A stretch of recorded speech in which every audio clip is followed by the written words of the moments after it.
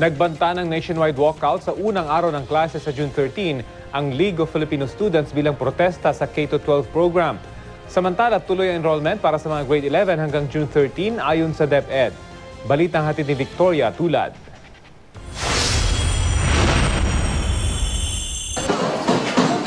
Pasukan na sa isang linggo pero itinatayo pa rin ang gusali na gagamitin para sa senior high school sa Manuel Rojas High School sa Quezon City. Kaya ang 160 na enrollees nila para sa grade 11 sa isang gusali muna magkaklase kasama ang junior high school. The start of school year 2016-2017, we are going to have 2 shifts.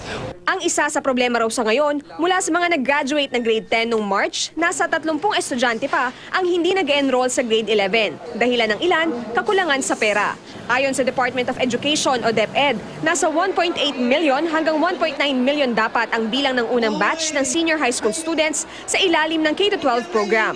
Pero sa datos ng DepEd, as of June 4, nasa 303,722 grade 11 students pa lang ang naka-enroll sa mga public senior high school. Yung mga numero po nating nakikita sa ngayon ay hindi pa po yan yung final number of enrollees natin sa ating public senior high school at patuloy pa po tayong kumakalap ng mga impormasyon dahil ongoing nga po ang enrollment sa lahat po ng ating mga senior high school system. Well, until June 13, we're going to accept enrollees. So more or less, we could tell you by June 13. This is only reported by half of the schools because of the online kami kasi.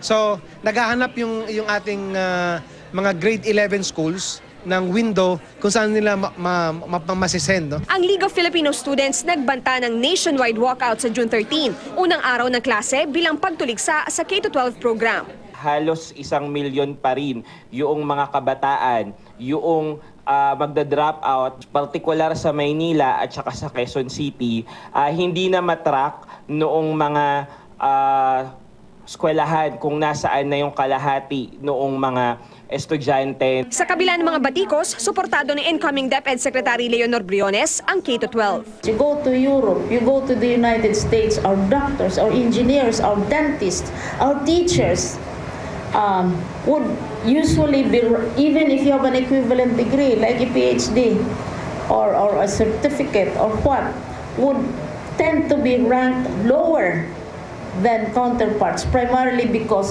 they count the number of years. Victoria Tulad, GMA News.